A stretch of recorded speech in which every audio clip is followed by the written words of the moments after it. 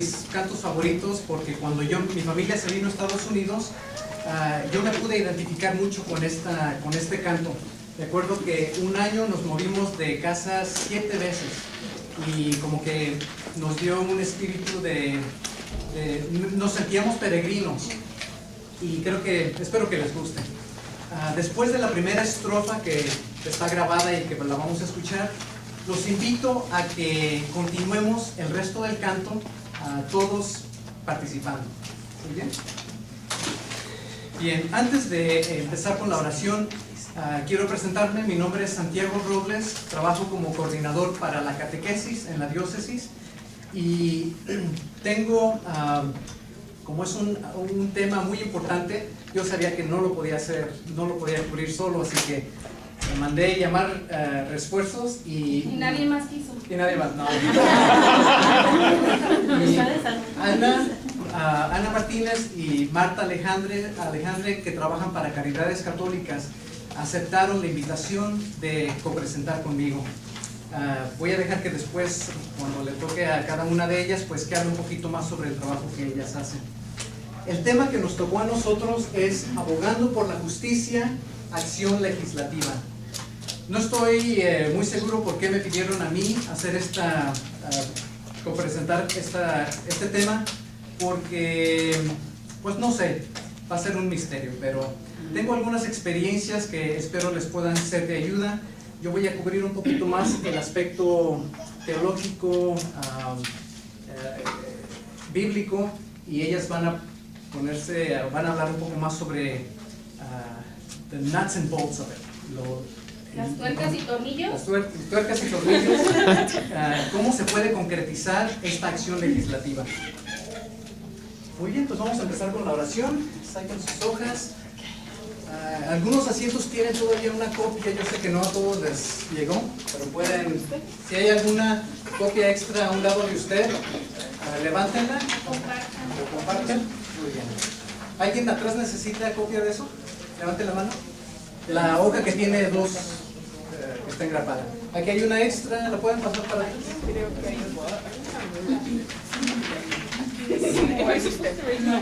ya la andaba dando.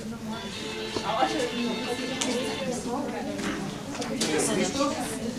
Pues vamos a comenzar en el nombre del Padre, y del Hijo, y del Espíritu Santo. Amén.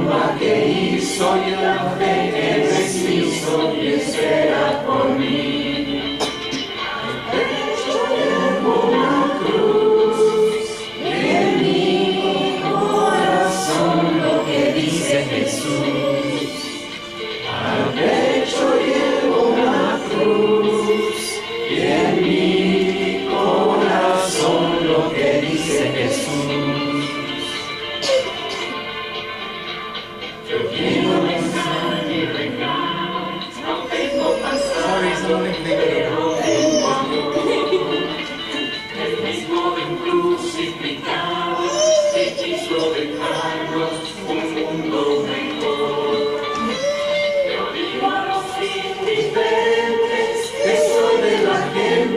que cree en la cruz, y cree en la fuerza del hombre que sigue el camino de Cristo Jesús. Al pecho llevo una cruz y en mi corazón lo que dice Jesús. Al pecho llevo una cruz y en mi corazón lo que dice Jesús. Y en mi corazón lo que dice Jesús. Y en mi corazón lo que dice Jesús.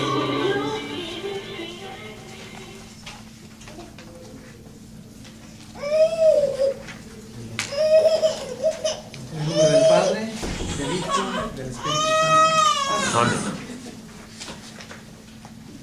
Saben, muchos de ustedes me conocen y saben que este último año y medio mi hermana menor y mi sobrinita han estado viviendo con nosotros. Pero desde antes de que mi hermana y mi sobrinita vinieran hace año y medio a mi casa, estuvieron con nosotros un tiempo, varios años, después vivieron en otro lugar. Pero cuando estuvieron en casa, me di cuenta que mi sobrinita de 6 años ella siempre ha tenido una curiosidad muy grande, muy profunda. Y el tiempo que estuvimos plantando tomates y cebollas y ¿qué más plantamos? Varios pepinos en el jardín de atrás, ella tenía ganas y nos ayudaba a regar las plantitas. Después, cuando ella me veía en el garage trabajando en algún proyecto, tratando de arreglar algo, ella también se me arrimaba y quería ayudarme. Entonces yo lo que hacía era tomar un pedacito de madera y un martillito que tenía por ahí y ponía un clavito y pues ahí ella lo terminaba de clavar. Al ir creciendo, me fijé que ella era muy cuidadosa y ponía atención a las instrucciones que yo le daba. Entonces también le empecé a dejar que me ayudara a arreglar las cosas que estaban rotas. Y eso a mí y a ella nos llenaba de mucha alegría y con mucha satisfacción. Yo me imagino que Dios de igual manera siente una gran alegría y una gran satisfacción cuando Él nos invita a ser coparticipantes en su obra de salvación del mundo. Y a esta palabra de ser coparticipantes, en realidad Jesús nos está invitando a ser corredentores del mundo en el que vivimos. La familia es una escuela de valores donde aprendemos a ser corteses, a ser serviciales, a ser agradecidos, a tener buenos modales. Mi abuelita solía decir, si lo haces en casa, lo vas a hacer fuera de casa. Entonces, de igual manera, nosotros nos referimos a la iglesia como nuestra familia en la fe. Y nosotros aprendemos y celebramos y modelamos lo que significa ser discípulos de Cristo, corredentores de Cristo. Un buen amigo mío que es maestro nos hizo esta pregunta: ¿cuándo sabes tú que verdaderamente has aprendido algo? ¿Alguien sabe? Cuando lo aplicas. Cuando realmente no sabes nada. María, correcto. Cuando lo puedes aplicar y puedes enseñarle a otra persona a ponerlo en práctica. Ese es el momento cuando podemos decir que en verdad conoces algo. La iglesia habla de ser serviciales, de amar al prójimo y de ser puentes de reconciliación. Mi pregunta para la iglesia, ¿y quién es la iglesia? Nosotros. Así que mi pregunta para ustedes es, ¿cómo podemos hacer posible que estas virtudes lleguen a su plenitud? Que no solamente hablemos de ellas, pero que las podamos poner en práctica. Quiero compartirles el pasaje de mi tocayo, el apóstol Santiago, en el capítulo 2, versículo 14, que dice: hermanos, ¿qué provecho saca uno cuando dice que tiene la fe, pero no la demuestra con su manera de actuar? ¿Será esa fe la que lo salvará? Si un hermano o una hermana le falta la ropa y el pan de cada día, y uno de ustedes le dice que les vaya bien, que no sientan frío ni hambre, sin darles lo que necesitan, ¿de qué les sirve? Así pasa con la fe, si no se demuestra por la manera de actuar. Está completamente muerta. Les voy a hacer una pregunta, como dicen en inglés, a trick question. ¿Listos? ¿Dios actúa con compasión? ¿Sí? ¿No? ¿Dios actúa con amor? Sí.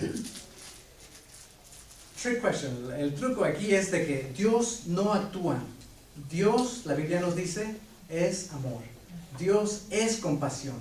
Y el hecho de que Dios es compasión y es amor, su manifestación, lo que vamos a recibir de Él va a ser compasión y amor, justicia, perfección. Dios no actúa. Yo puedo actuar de cierta manera, pero no ser verdaderamente esa persona.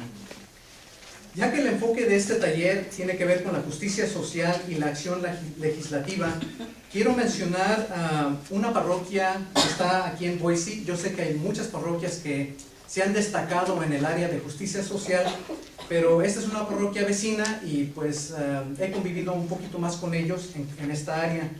La parroquia es el Sagrado Corazón.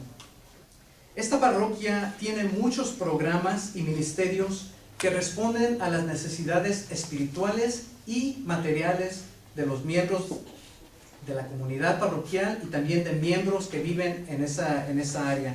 No necesariamente son católicos las personas que participan en los programas. Tienen retiros de evangelización, tienen formación catequética, tienen un banco de comida, tienen ministerio para los encarcelados, tienen grupo de apoyo para las personas que están luchando contra alguna adicción. Y estos son una muestra de muchos otros ministerios que ellos tienen en su parroquia.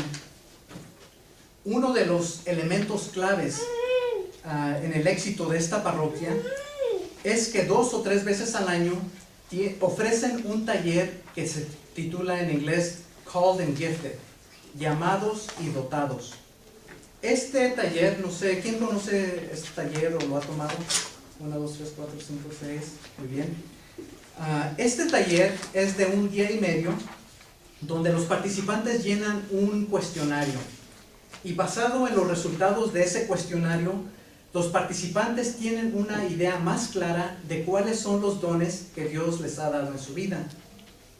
Hay carismas pastorales, hay carismas de comunicación, de organización, de estilo de vida, carismas de sanación, de entendimiento, carismas de creatividad.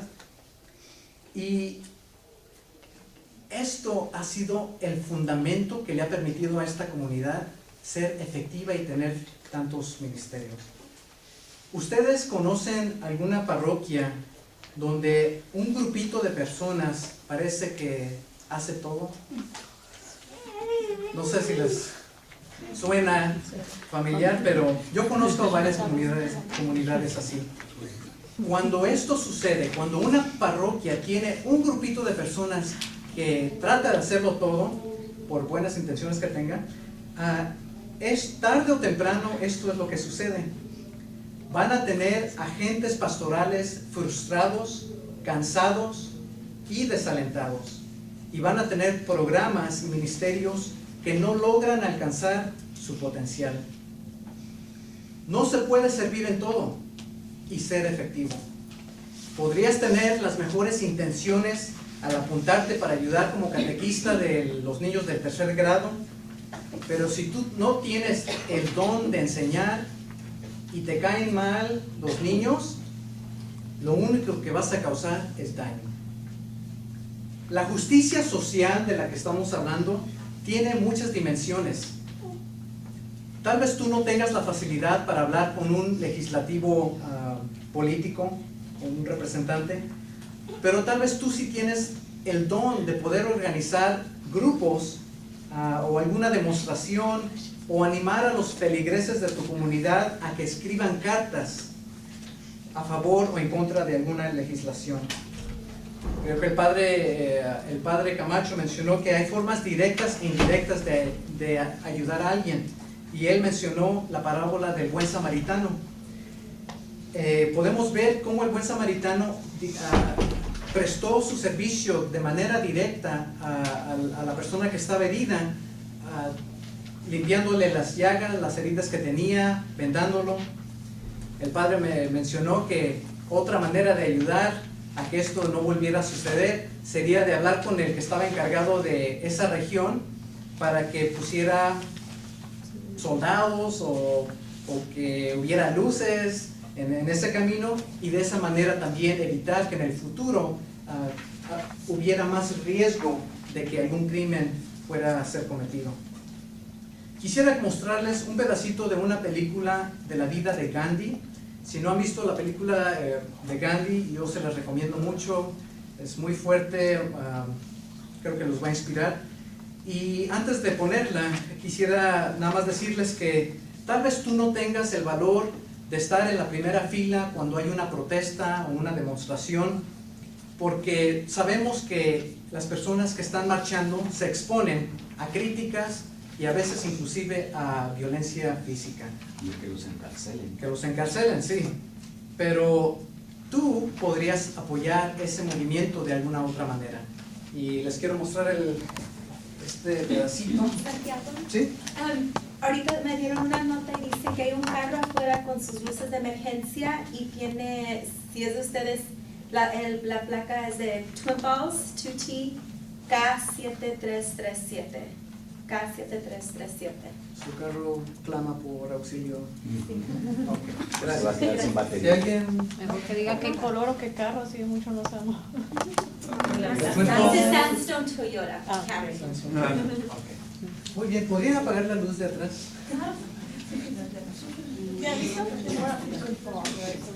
A ver, el reflejo les molesta. Marta, could you also go ahead and turn that one off, and I think we'll turn both of them off.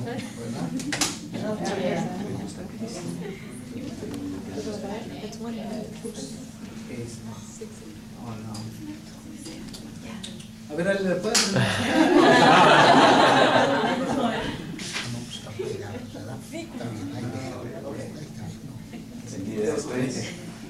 Y este es de aquí, el volumen, lo tengo aquí.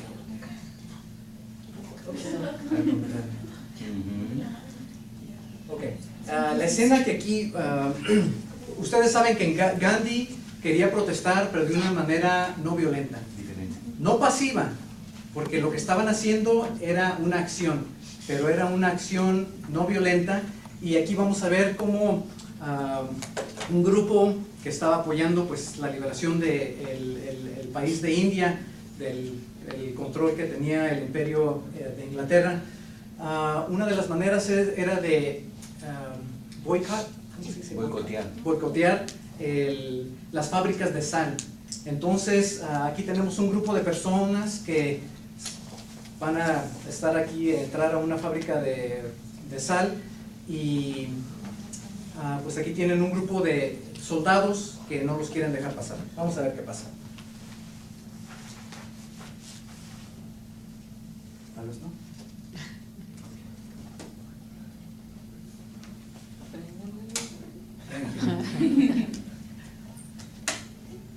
¿Vamos a ver qué? A ver, espera. Quiero poner, hubiera puesto antes.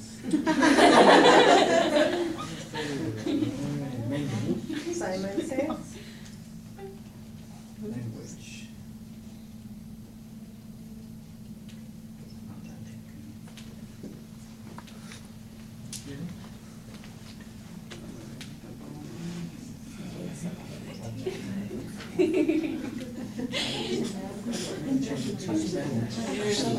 Cada quien zapatero tus zapatos.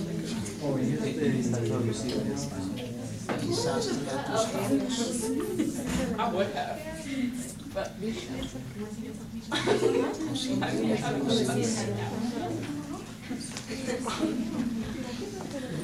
Okay. Bueno, más que nada es la imagen.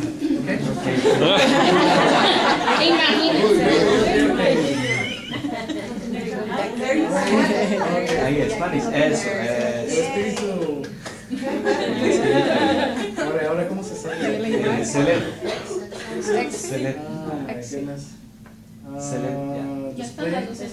Exit. No, ¿Dónde está el exit. Para salir por ¿Qué es la será. canción? ¿No?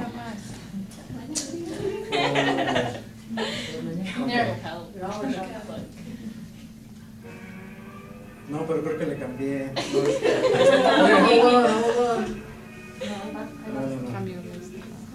Empezó más fácil. Ya nomás seleccione la... Esa fue la Más presentación. volumen. Ok. Mira, ya quiere seguir. Calma, calma. 19. Ok, 19. Arriba. Ok.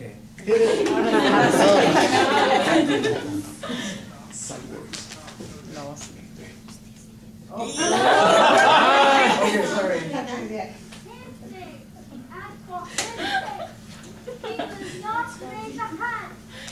No vamos a levantar la mano.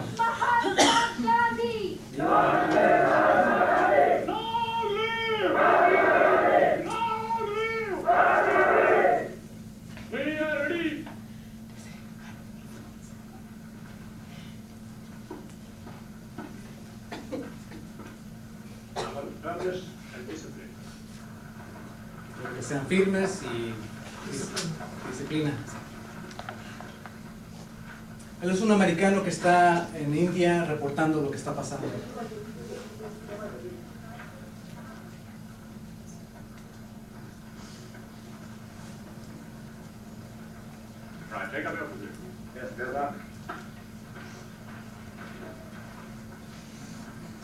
Por mucha disciplina que tengan los guardias, la disciplina en realidad la tienen ellos.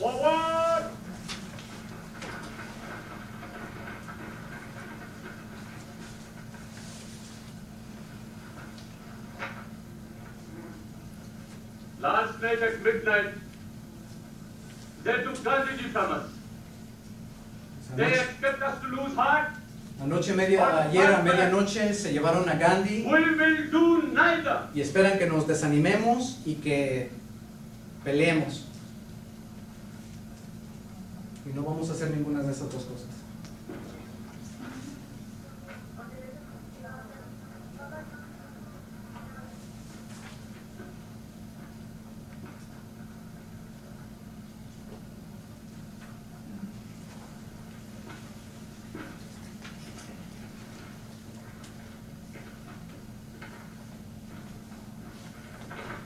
On guard!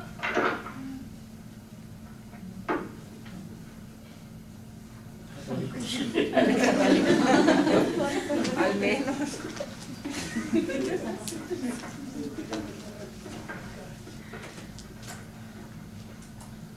No, sir. The gate is closed.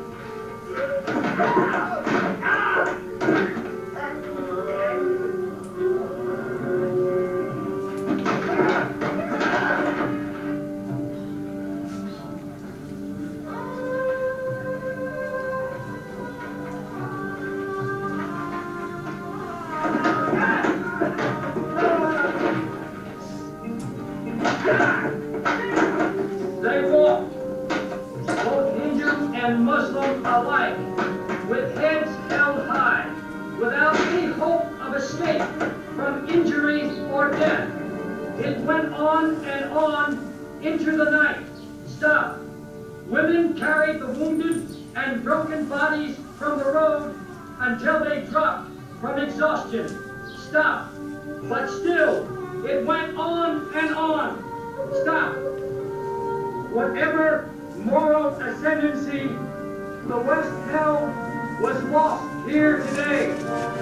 India is free, for she has taken all that steel and cruelty can give, and she has neither cringed nor retreated. Stop.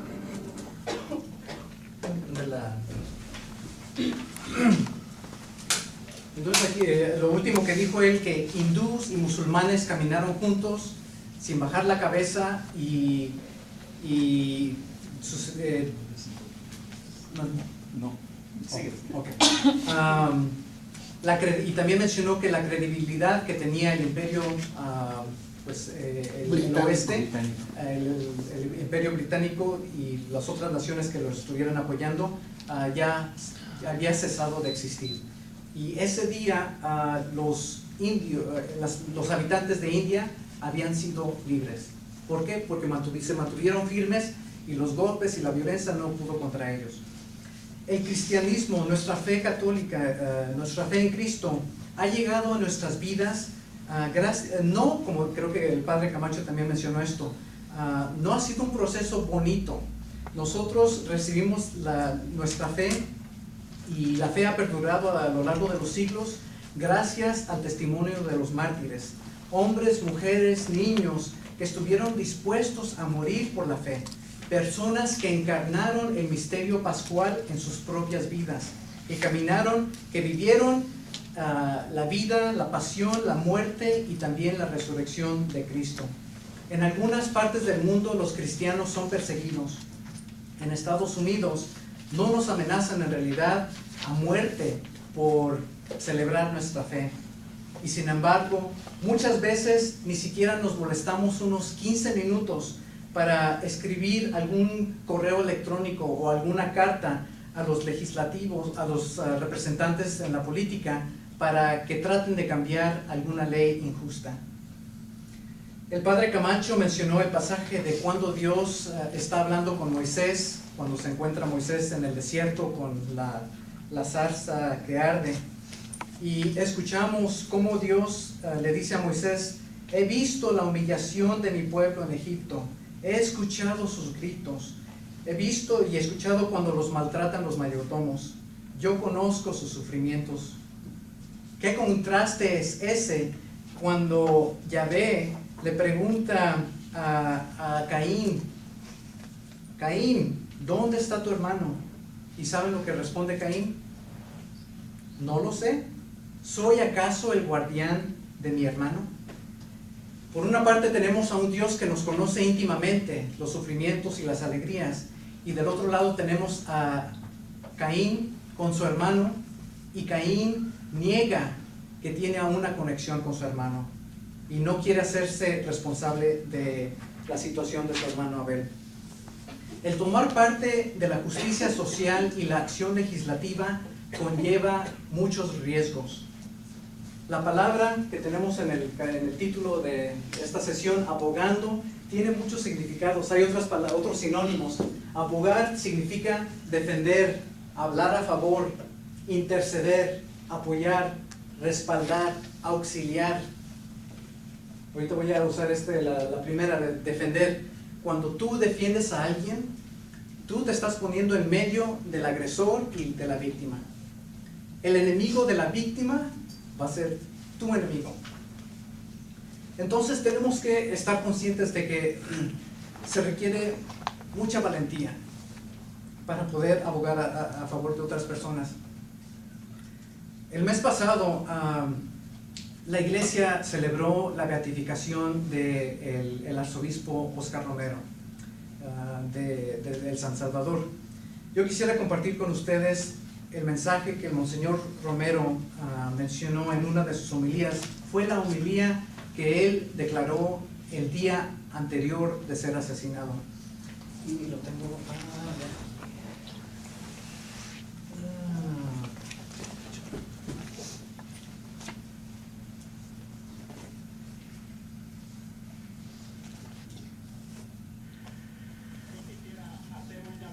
de manera especial a los hombres del ejército y en concreto a las bases de la Guardia Nacional, de la policía, de los cuarteles. Hermanos, son de nuestro mismo pueblo, matan a sus mismos hermanos campesinos y ante una orden de matar que dé un hombre, debe de prevalecer la ley de Dios que dice no matar.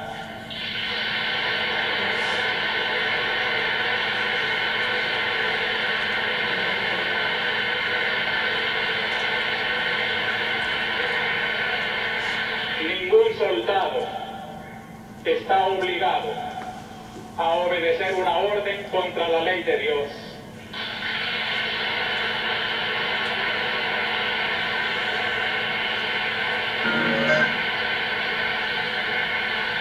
Una ley inmoral, nadie tiene que cumplirla.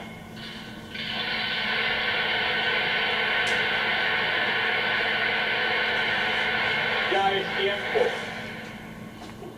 de que recuperen su conciencia y que obedezcan antes a su conciencia que a la orden del pecado.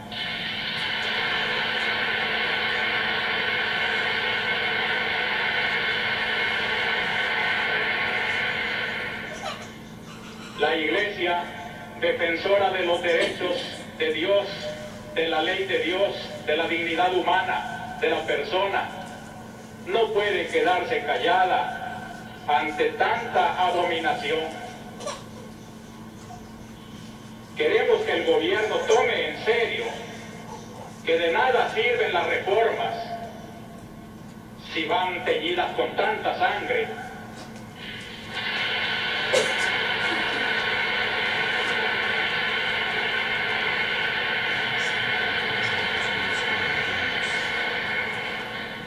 En nombre de Dios, pues, y en nombre de este sufrido pueblo, cuyos lamentos suben hasta el cielo cada día más tumultuosos, les suplico, les ruego, les ordeno en nombre de Dios, cese la represión.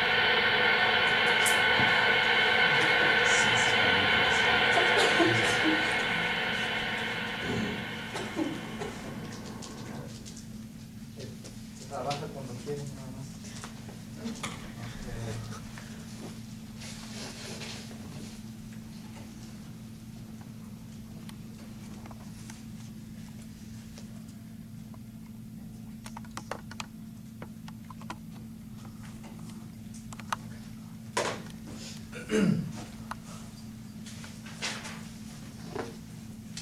Otra cosa que también escuchamos el día de ayer, no recuerdo quién lo dijo, si fue Jack o Susan, dijo, tenemos que ir, la iglesia tiene que ir, ¿lo puse aquí? La iglesia tiene que ir a donde está la herida. Entonces, como en la parábola del buen samaritano, directamente o indirectamente tenemos que crear algún cambio. Este es un buen ejemplo, esta escena de la película de Romero, donde el arzobispo llega a un pueblo que ha sido tomado por el ejército y el ejército ha establecido sus barracks, barricada, adentro del templo. Entonces veamos aquí cómo hay una solidaridad entre la iglesia, los ordenados y también el pueblo que está sufriendo todo esto. ¿Pueden apagar la luz, por favor?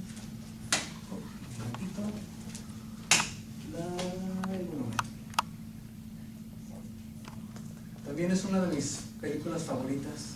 Si no la han visto, se las recomiendo. ¿Cómo se llama? Romero. El señor Romero.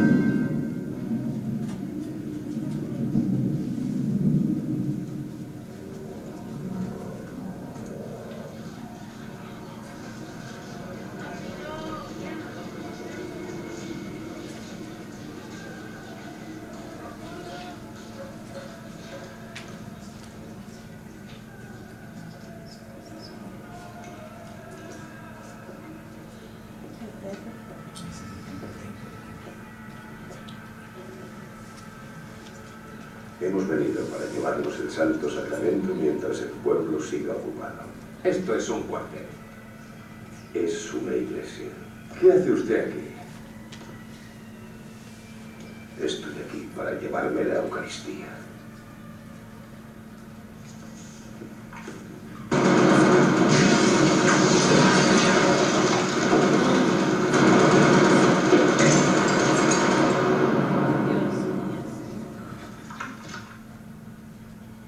Salgan de aquí. ¡Ahora!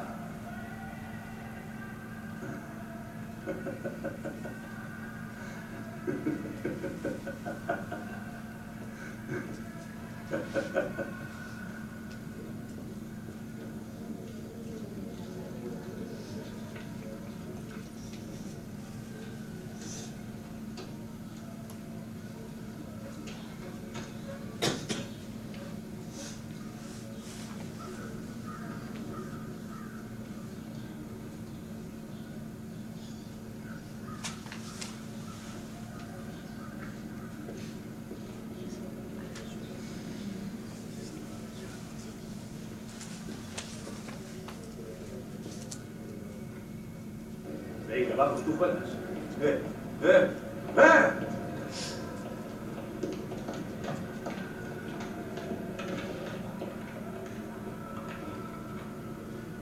¿Usted otra vez?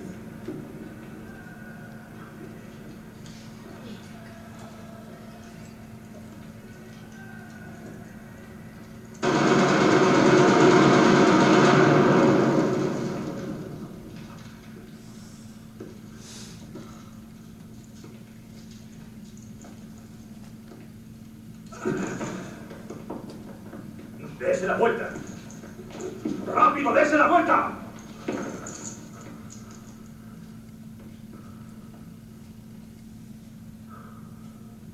¡Vamos, lárguese! Se encuentra bien.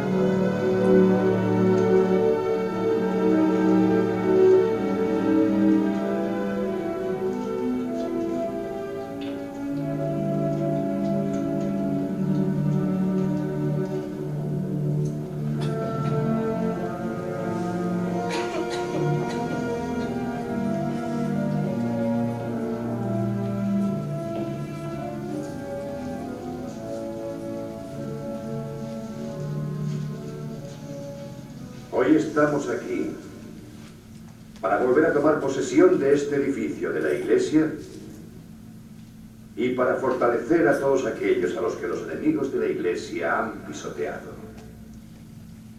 Habéis de saber que no habéis sufrido solos, porque vosotros sois la Iglesia, sois el pueblo de Dios, sois Jesucristo, aquí y ahora.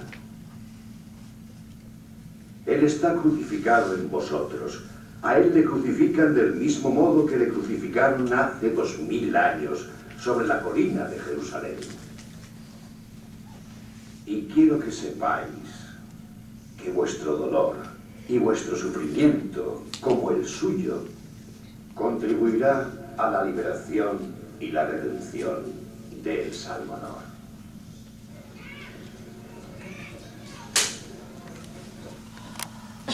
Vean, si no lo han visto. Y ahora voy a pasar la mirada a los compañeros. Y les pido disculpas porque me pasé un poco de tiempo. Sorry. Creo que es lo bueno con el reloj. Buenas tardes, mi nombre es Ana Martínez y trabajo para Caridades Católicas como asistente de asuntos de inmigración. Lo voy a hacer un poquito más cortito porque no tengo mucho tiempo. Primero que nada, yo voy a hablar un poquito más de las estadísticas y de problemas actuales que tenemos aquí en Idaho, pero también un poquito nacional. Los primeros tres problemas que tenemos aquí en Idaho son un poquito similares, van un poquito de la mano porque siento como que es la misma razón que los causa, es la misma para los tres. La primera es la seguridad económica.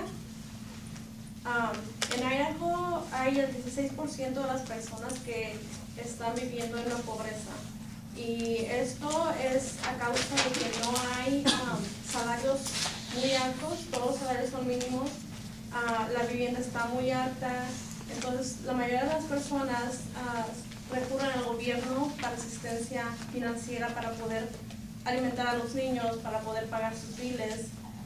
La segunda es la nutrición. Hay un 17% de las personas aquí en Idaho que sufren de malnutrición, no tienen lo suficiente dinero para pagar sus alimentos, prefieren a veces pagar sus biles en vez de comprar comida. Y es un problema muy grande que tenemos aquí en Idaho.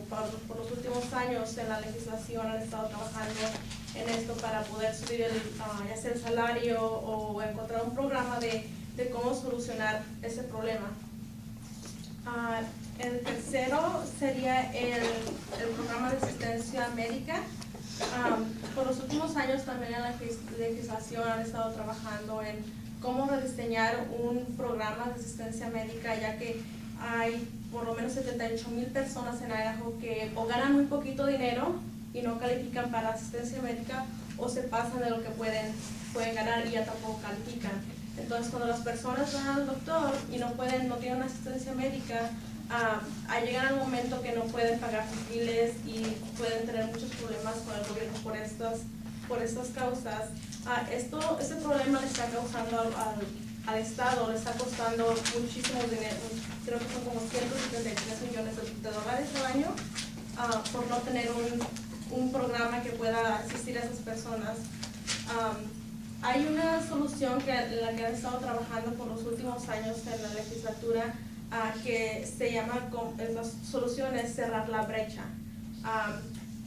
Con esta han hecho muchos estudios últimamente que explican cómo el Estado se puede ahorrar hasta 80 millones de dólares en poder solucionar este problema. También han hecho estudios que pueden expandir trabajos para otras personas que aún no tienen trabajo.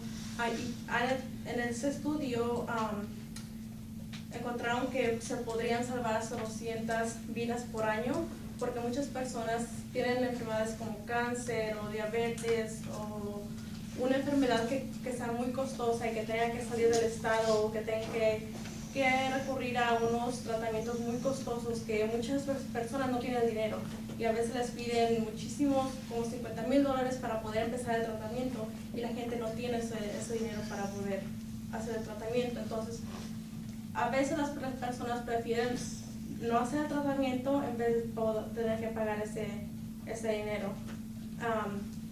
Y uno que es más nacional, muchas veces escuchamos de los problemas que hay nacionales por la televisión, pero nunca escuchamos de lo que está pasando en nuestro estado. Y yo creo que es muy importante saber qué es lo que pasa en nuestras comunidades, al igual que en nuestro estado, porque es donde empiezan los problemas. Es más fácil poder arreglar algo estatal que arreglar algo que es general, porque hay muchísimas personas que tienen diferentes modos de pensar. La reforma migratoria es algo que es, para mí es mi pasión. Para mí eso es lo que, es el trabajo que yo hago. Y la reforma migratoria es a nivel nacional, como todos saben, lo que queremos es que sea integral, que llegue a camino a la ciudadanía, que la gente pueda trabajar, que las familias se mantengan unidas más que nada, pero sabemos que no ha pasado nada. Tienen muchísimos años que han estado trabajando en esto y los partidos políticos aún no deciden qué es lo que deben de hacer. No sé si recuerdan, muchos de ustedes ya deben saber el año pasado, el 20 de noviembre, que el presidente tomó una acción ejecutiva para extender el DACA que ya existía y también para darle a los padres de los hijos nacidos aquí, darles un permiso de trabajo. No es una ley, porque mucha gente estaba confundida con eso, que era una ley que había pasado y no es una ley, solamente es un programa que protege a las personas de deportación.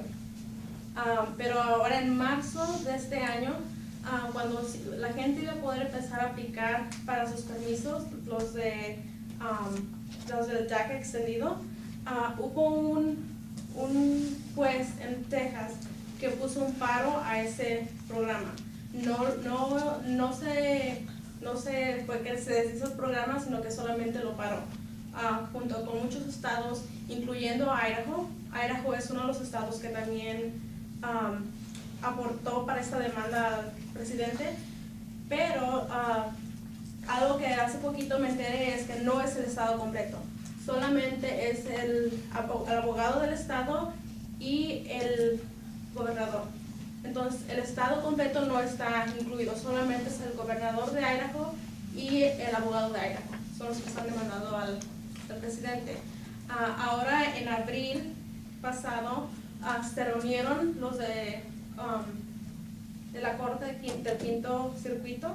Hubo 3 jueces que se reunieron un día para escuchar los argumentos de los dos lados y saber qué es lo que iban a hacer, si pueden quitarle ese paro a la acción ejecutiva. Pero ahora el mes pasado, también hace unas semanas, salió ya a revelar lo que habían decidido, y los 3 jueces decidieron que no iban a quitar el paro. Desafortunadamente no lo quitaron. Es algo que la gente se empieza a desanimar, que ya no va a pasar nada, pero ahora lo que va a pasar es que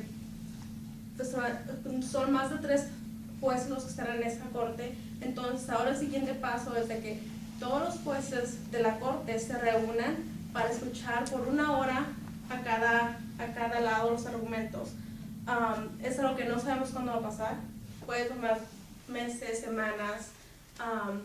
Después de eso el Departamento de Justicia tiene que otra vez que pedirle a la Corte Suprema de Justicia que escuche los argumentos. Entonces es algo que no tiene un tiempo fijo en lo que se va a pasar. Solamente lo único que podemos hacer es esperar a ver qué es lo que deciden, pero decirle a las personas que no se desanimen es algo muy importante, porque mucha gente se asusta y piensa que va a pasar lo peor, o que ya lo pararon y que ya nunca va a pasar. Para eso, lo que podemos hacer nosotros es involucrarnos a lo más que podamos. Es una responsabilidad que tenemos, una responsabilidad de ciudadanos. Y cuando digo ciudadanos, no es ciudadanos de que soy ciudadano naturalizado, que nací aquí. No, es ciudadanos como comunidad, apoyarnos mutuamente unos a otros, ser unos ciudadanos fieles en acción más que nada. Para eso lo que podemos hacer, personas que pueden votar, salgan a votar.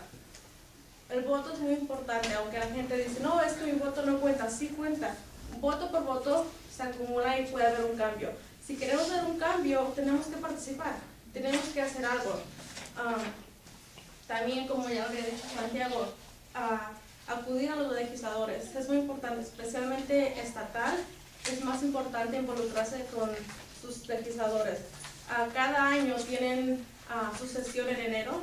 Ellos empiezan la segunda o tercera semana empiezan a tener sus sesiones y ellos reciben a las personas en sus oficinas, pueden llamar, hablar con ellos, pueden hacer una cita y ellos están ahí para escucharlos. También se pueden reunir con el gobernador, con los senadores que están en Washington DC. Cuando ellos vienen, ustedes pueden hacer una cita con ellos y hablar con ellos, pueden mandar cartas, mandarles un email, invitarlos a una reunión con su comunidad. Pueden hacer todo eso, no tengan miedo de que porque son políticos, de que porque están en el poder, ese es su trabajo de ellos, escuchar a la comunidad, escuchar lo que